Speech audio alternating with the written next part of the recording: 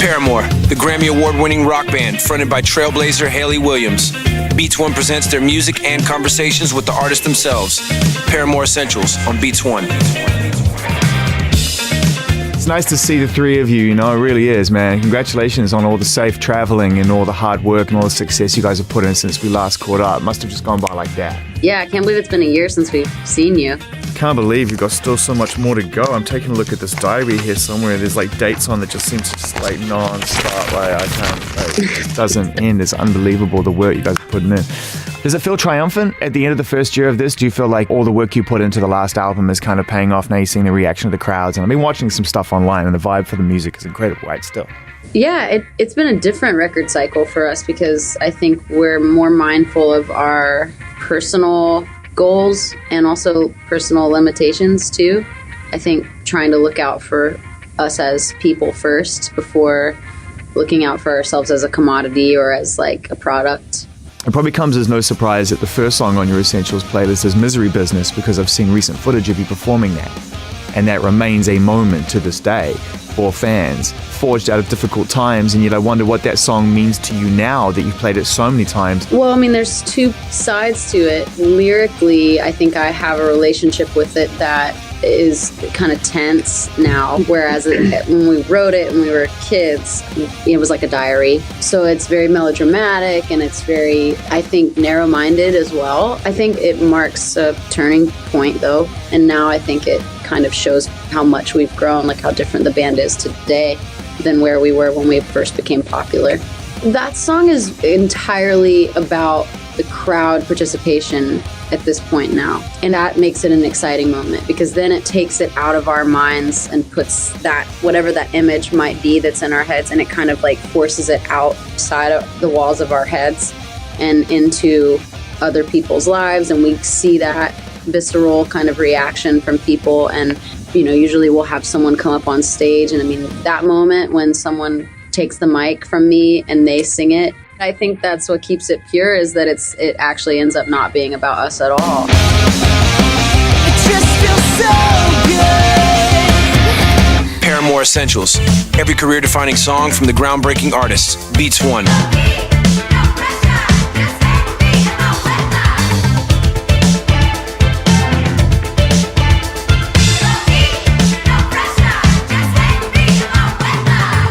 So we're going through Paramore's Essentials right now with the band, and we fast forward quickly to After Laughter, which is, I'm going to just say straight up, is my favorite phase of the band. It's my favorite record you guys have made to this day. I still thrash it. I think start to finish, it's the perfect combination of all of what you guys have done throughout. Rose Colored Boy is probably the purest, sappiest, softest, sweetest kind of moment if you think about it on the surface, on the record. That's the moment which is just hard on sleeve kind of go time. I think that what that song really means to, at least to us as a band, not lyrically, is, that was the first song that Zach and I started writing together.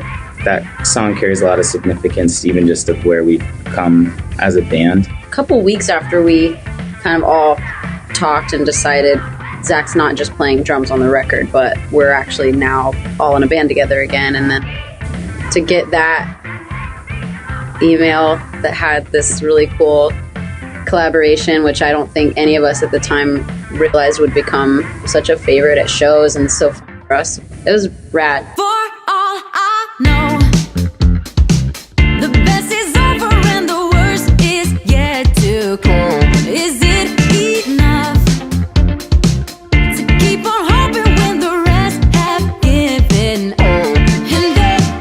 When I think about the album After Laughter now, and I think about kind of the journey that you went on, Hayley, to write these lyrics and get it out, and I wonder a year on from release, how you feel now that you've sort of been through that exercise and that process. It was very fresh when we spoke. I think that when we were writing, I didn't realize some of the things that I was going through personally until I wrote them down on paper.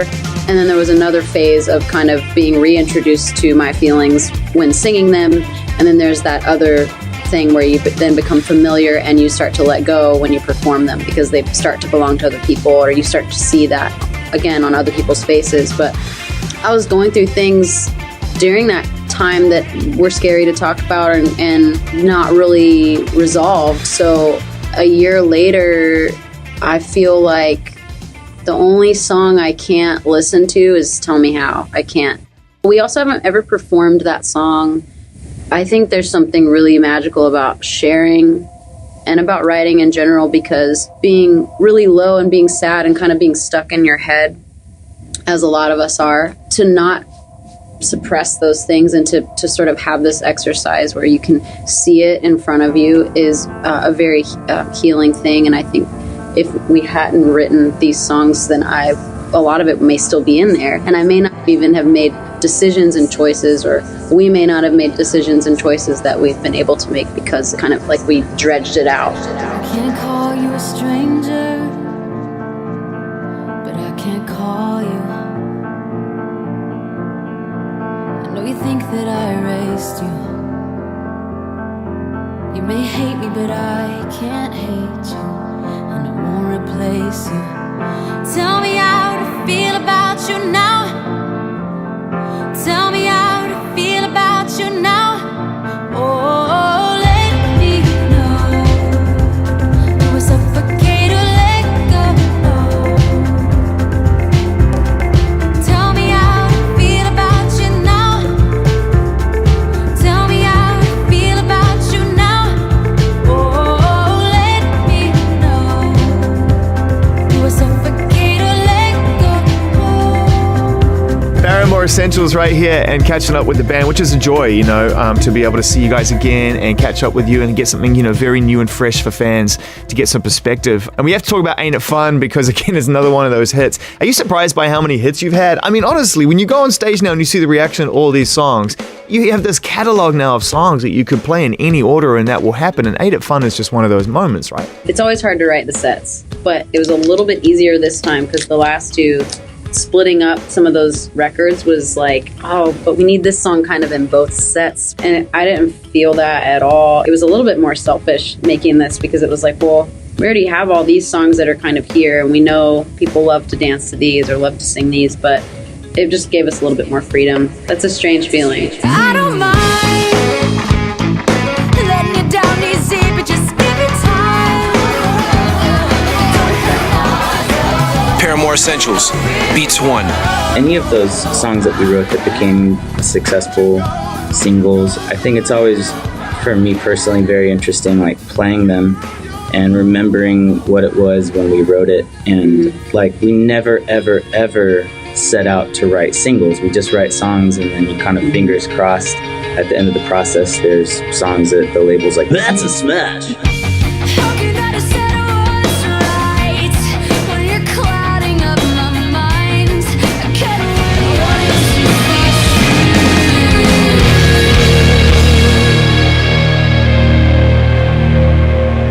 wait, Catching up with Paramore right now, going Essentials. Essentials playlist right now on Apple Music. Let's play a song called Still Into You. Let's talk a little bit about that one. I've got Haley and Taylor as writers on this particular song in front of me here, and I want to know where you guys were when you wrote that song. I just had like a little MIDI keyboard, and I just was like banging my head against the wall, like, I don't know what to do. And I pulled up an organ sound, and I just went boom, da da da da da, and then it just that was it. can count the years I won't Paramore Essentials, every career-defining song from the groundbreaking artists, Beats 1. He played that for me, and I was like, that's really cool, because it was an organ sound, but it still sounded rad. And then he moved it over to guitar and put it on a loop, and then he went downstairs to make coffee, and I wrote the verse, which, by the way, that doesn't happen all the time. Like, Ain't It Fun and Still Into You are two of the quickest songs we wrote for the record, which is hilarious, because those are the ones that, became, they went on the radio and stuff. To me, when I heard the riff on guitar, like when he played it on guitar, it was very like, it gave me like Oingo Boingo vibes when I first heard it. For anybody who's listening, that's a band, not just a general feeling that people get. I want to talk about the LA era, because the LA time kind of definitely has a sound to it. And I want to know from your perspective, looking back, why that was.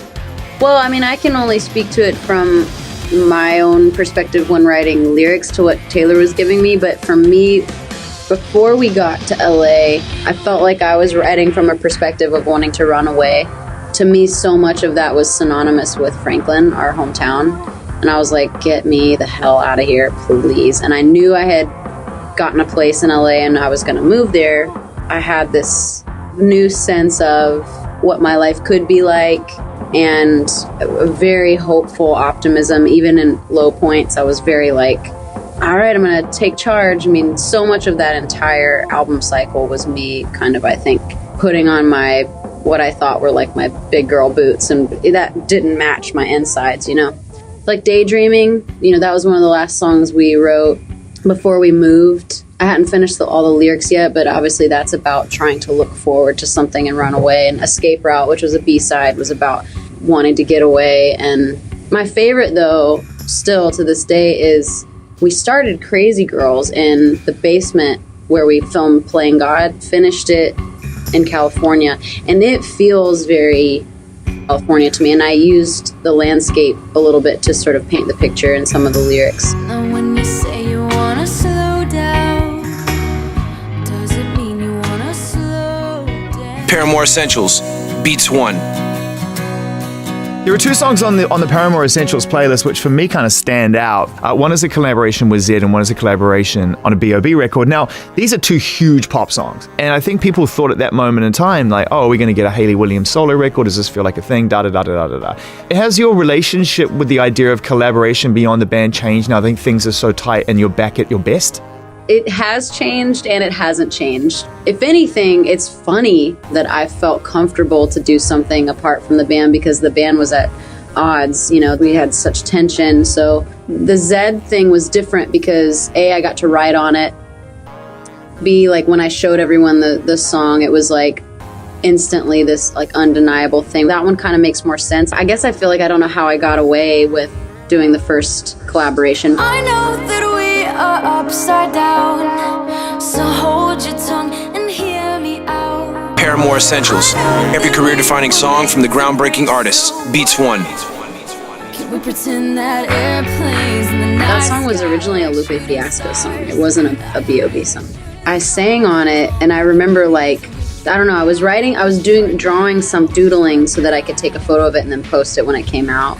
And then it kind of like overnight changed, and you know, someone from the label called and was like, oh, it's going to be this, and Eminem's doing this on it, and you know, you're going to shoot the video. And I think that's the interesting part about doing something for a project that's not yours. It's really out of your hands. Pretty much, I guess I'm just holding out for Drake, and anything else will never happen. I'm done.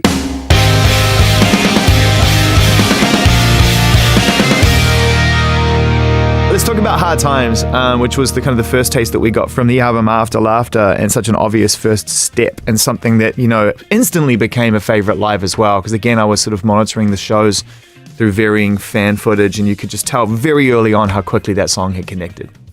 I think for me, so much of all these songs, when I think about it, is whenever I would start writing music, I would just play something or put something down, and then by the end of the day it became this thing, and I don't know how it happened. It was not conscious at the time of creation. I just was going. We don't often finish very many things that we don't love. Thankfully, like Hard Times, like right off the bat, I knew I had to like step up because it was sick.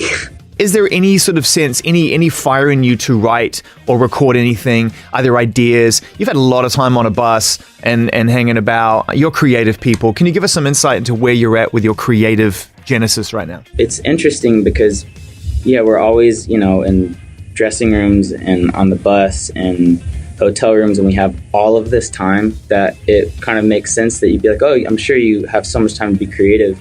But it's the most uninspiring thing, and so it's hard to kind of write something new when you're uninspired by your surroundings. One song is all we're asking for, right? Just one song. Just give us one. Just give us one. Just give us one new song. That's all I'm saying. At some point over the next 12 months, I can't wait for 3 more years for another record. We can't wait another 3 years. We'll see. I mean, I don't know. Oh,